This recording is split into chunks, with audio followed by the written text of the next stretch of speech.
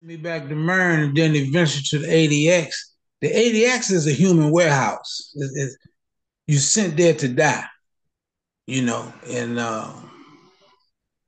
it's up in the mountains. You don't see no civilization. Can't see nothing but a bird when you come outside. So every day you hear people going crazy, banging on the bars. You know what I mean? And they can't take it. So you have to surround yourself with some good, pious Muslims and homies, you know what I mean, to keep the camaraderie in order to maintain your sanity. Because when you sentence to life with no parole, that's a death sentence. That's saying we gonna keep you here till you die. Now, I'd rather be on death row than be sentenced to life with no parole, because that means you're gonna be here till you grow old, you have a heart attack, a stroke, or somebody kill you. You know what I mean? So the main thing with me, brother, was I've always felt like I was a warrior. And so I refuse to give up. I refuse to give in. I refuse to roll over. You know what I mean? And my mindset was, as long as I got breath in my body, I'm gonna fight these people because I know they ain't got me right. I know these devils ain't got me right. You have to surround yourself with some people that's like-minded, have the same mindset you have. If you around some good, strong, pious Muslims and they teaching this deen about Allah knows best, we don't trust nobody but Allah. Once you elevate your your mindset, and Allah said, "I give you signs, lessons, revelations, etc." So you have to know how to navigate your surroundings to the point where if I be around you, Eon, and I see you going to law library every day or reading law, and you see, man, that I'm struggling and I'm fighting, and we got some type of kinship or comradeship, and you say, brother, I heard about your case. I just read something in the computer. I think I might can get you back. These is the type of comrades that you be around. You know what I mean? If they see that you're a good, strong warrior and how you carry yourself, and you ain't caught up in no fitna and no foolishness, and they see how the administration respect you or fear you, certain type of people gravitate towards you. You know what I mean? It could be a dude from Hawaii or Jersey or Kansas City. Good, strong men always come together, just like killers recognize killers, just like men recognize men, just like pious Muslims recognize pious Muslims as opposed to hypocrites and fakes. You see my point? So I say that to say Allah knows best. So sometimes you might be in an environment with a dude, and the dude might just say, "Hey, brother, man, let me read your stuff, man, because I think I found something." Because laws change every day. Somebody give a life sentence back or death penalty every day if you study the law. So I say that to say, brother, that good people that recognize good people, you always want to be there for a helping hand. It's just like if a dude ain't got nothing to eat from the store, and me and you go to the store every week. If this dude's a good dude, you might say, "Fly, I'm gonna get so and so this week." I said, "I'm gonna get him too." Same thing with the law. It's the same thing with dudes, man, motivate. Just like Malik Farrakhan's brother Yusef. When we was in Marion back in the days, him and Genesis Bay used to do all that legal work. Him, Genesis Bay, Yusef, and old man Henry B used to be the DC lawyers. You know what I mean? And then you might have a guy like Guy Fisher and Nicky Barnes told on, and he might say, "Man, I can help you, man." You know what I mean?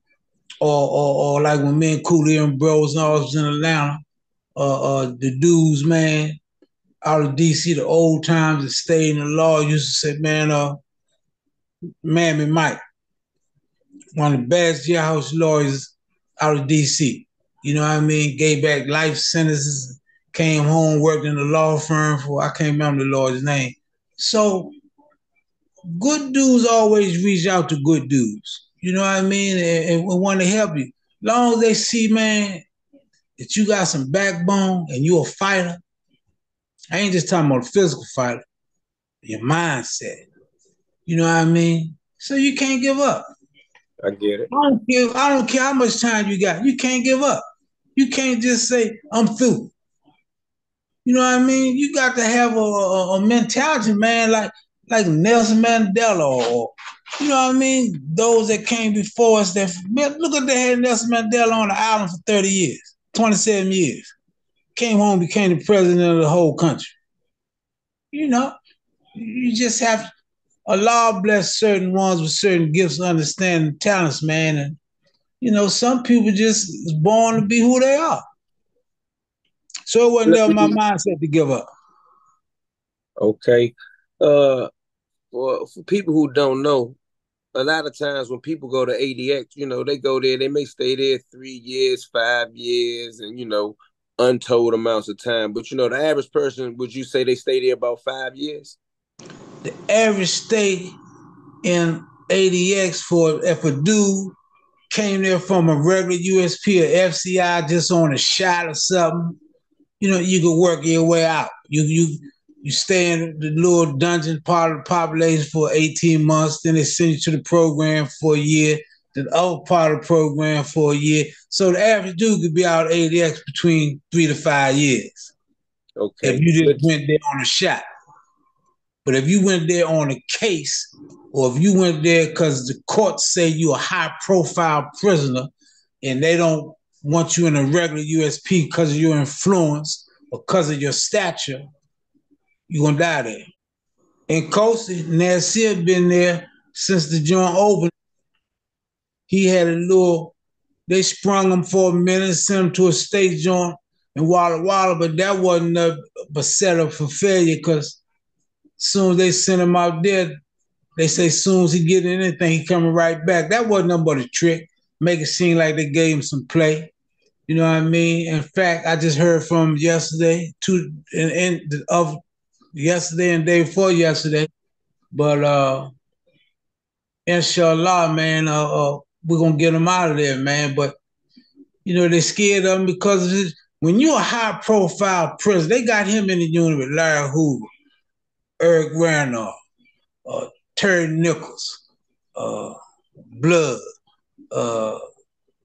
serial killers, and man, gang leaders and Mexican mafia leaders, and so they had me there, and because the court said I was the leader of DC Public Correction, and the Justice Department named me the leader. They said I was gonna die there, and that's how they treated me. I couldn't go to no USP. I couldn't. At one time, a couple of wardens tried to send me to a state joint because I ain't had no shot in years and years, and they kept, I had people on the outside pressuring the people, and they said, man, if y'all scared to send them to a regular USP, send them to a state joint somewhere. But wouldn't no state joint take me, So they just came to my cell one day and say, man, just be prepared to stay here till you die. Every 2 to 3 years, they change warden in ADX. And every new warden, he'll take something that another warden gave us, privileges or programs, because all the wardens come to ADX, they go there to retire. That means they've been in the system. So that's the last stop for the wardens that get there, unless he's a troubleshooter and he's got a reputation in the federal system as every USP he work in, he changed it or took something or tightened the joint up.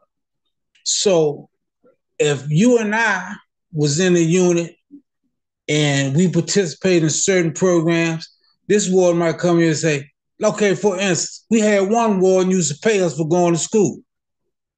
The next warden comes and say, we ain't paying them for going to school. In fact, I'm canceling that program.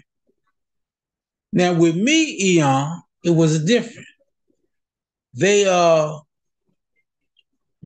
when they locked me in Nicosia, they put me on single rep for a year, saying I couldn't come out with nobody because of the war. After a year, they put me on the range with Dominique in the GDs, and they asked them, could I come out with them? Because they was trying to separate the blacks from different gangs. You know what I mean? Because for the most part, the dudes out of Cali, they wouldn't with none of that East Coast stuff, and they was making known we ain't got nothing to do with that. You know what I mean? So the struggle is isolation. They might isolate DC dudes from everybody else. Because of my status, they might put me on the range with all white dudes and Mexicans because I couldn't be around no black dudes. You know what I mean? They might try to set me up to take my phone privileges off. Okay, for instance, brother, they locked me up during Ramadan, kept my property, put me in a cell with feces all in the shower, all on the floor, and the toilet. This was the most nasty cell I ever been in. They wanted me to buck to give them a reason to gas me and whip me so they could say he just got an assault. So Shaitan whispering, fighting. You know what I did? I hollered down the T. I said, any Muslims on the range?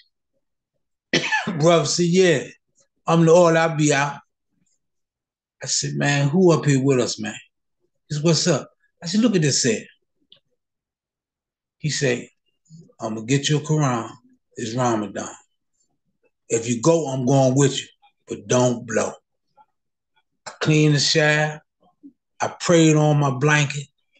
So when that didn't work, they took my father off my phone. They said I couldn't call my father. Think these are the racial tactics and games they play when they try to provoke you, Eon.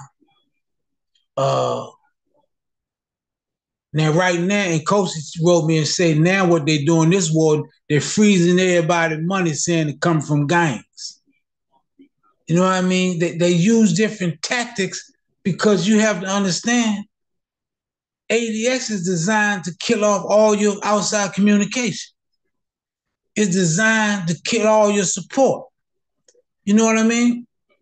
So, man, with me, it would they just move me from unit to unit. Every time one warden come there, the first black warden was there.